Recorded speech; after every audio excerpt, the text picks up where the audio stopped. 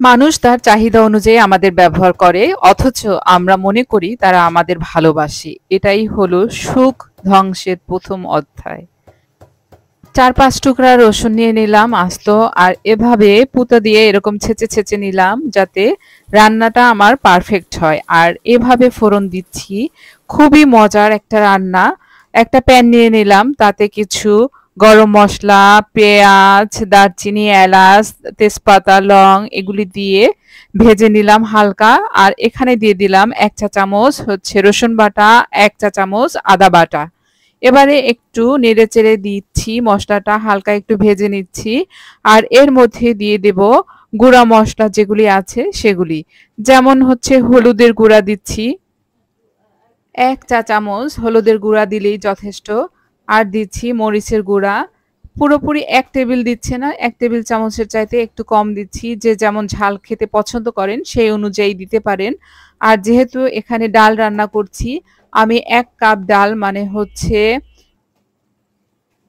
প্রায় ২৫০ গ্রামের মতো নিয়েছি। আর এই ডালটা আমি ভিজিয়ে রেখেছিলাম প্রায় ৩-৪ ঘন্টা এবং ধুয়ে নিয়েছি। আজকে আমি হোটেল স্টাইলে ডাল রান্না করব। আর দিয়ে দিলাম ১/২ চা চামচ জিরা গুঁড়া, আর লবণ দিলাম স্বাদ মতো বা পরিমাণ মতো।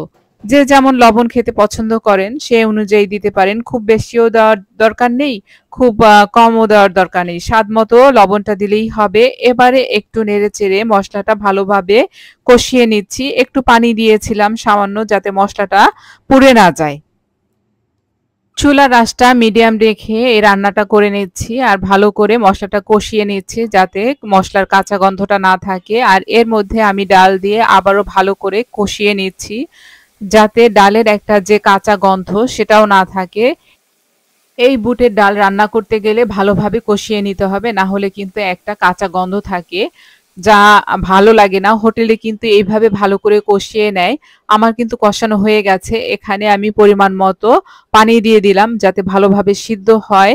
যেহেতু ৩-৪ ঘন্টা আমি ভিজিয়ে রেখেছিলাম, আমার কিন্তু ডালটা সিদ্ধ হয়ে গেছে। ভালোভাবে যদি ভিজানো হয় তাহলে কিন্তু তাড়াতাড়ি সিদ্ধ হয়। এই যে দেখতে পাচ্ছেন, এবারে আমি সেই রসুন আবারও ছেঁচে নিচ্ছি। এখানে ৪-৫ টুকরা রসুন আছে, আপনি দেশি রসুনও নিতে পারেন ইচ্ছে করলে। আর এভাবে পুতো দিয়ে বা নোড়া দিয়ে যদি ছেঁচে নেন, রসুনটা কিন্তু অবশ্যই এভাবে ছেঁচে নিতে হবে, না হলে কিন্তু আসল স্বাদ পাওয়া যাবে না। আর এই একটা প্যান নিয়ে এর মধ্যে সামান্য জিরে এবং শুকনা মরিচ নিয়ে এভাবে ভালো করে নেড়েচেড়ে টেলে নিচ্ছি। এবং জিরাটা যাতে একটু পোড়া পোড়া টাইপের হয় এবং শুকনো মরিচটা একটু ভালো করে লালচে হয়ে আসে, যাতে শুকনো মরিচের যে ফ্লেভার এবং জিরের যে ফ্লেভার সেটা একটু বের হয়। আপনি নিজেই টের পাবেন যখন রান্না করবেন। এবারে সেই ছেঁচা রসুনটা দিয়ে দিলাম।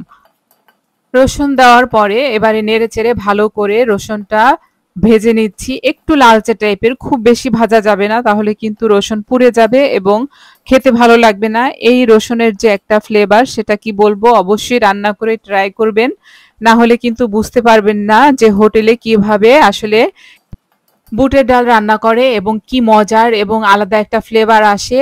আমিও সেইভাবে দেখাচ্ছি যাতে বাসায় আপনারা নিজেরা করে খেতে পারেন। লুচি, রুটি বা পরোটা দিয়ে খুবই মজার লাগে। যদি সকালে নাস্তায় দেওয়া হয় বা রাতে ডিনারে দেওয়া হয়, খুবই মজার হোটেল স্টাইলের আজকের এই বুটের ডাল রান্না।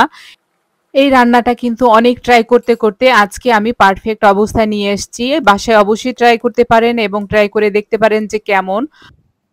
ডালটা কিন্তু সিদ্ধ হয়ে গেছে, আর গ্রেভি যতটুকু দরকার ঠিক পরিমাণ মতো আছে। এবারে ওই যে ভেজে রেখেছিলাম সেই রসুন, জিরা এবং শুকনো মরিচ সেটা দিয়ে দেব। আর এভাবে সুন্দর করে সেই ফোড়নটা দিয়ে একটু নেড়ে চেড়ে দেব। আর এত সুন্দর ফ্লেভার আসে যখন ফোড়নটা দিবেন, কাছ থেকে এত সুন্দর ফ্লেভারটা পাবেন যে কি যে সুন্দর একটা ফ্লেভার আসে, জিরার যে ফ্লেভার এবং সেই শুকনো মরিচের যে ফ্লেভার। এবারে একটু নেড়েচেড়ে দিচ্ছি। আর এই ডালটা দিয়ে যদি সাদা ভাত হয় এবং লুচি পরোটা হয়, কি যে মজা লাগে। আর গ্রেভিটা কিন্তু খুব বেশি কমানো যাবে না, কারণ ঠান্ডা হলে ডালের গ্রেভিটা আর একটু কমে আসবে। খুবই মজার সেই হোটেল স্টাইলের বুটের ডাল। ভালো থাকবেন সবাই।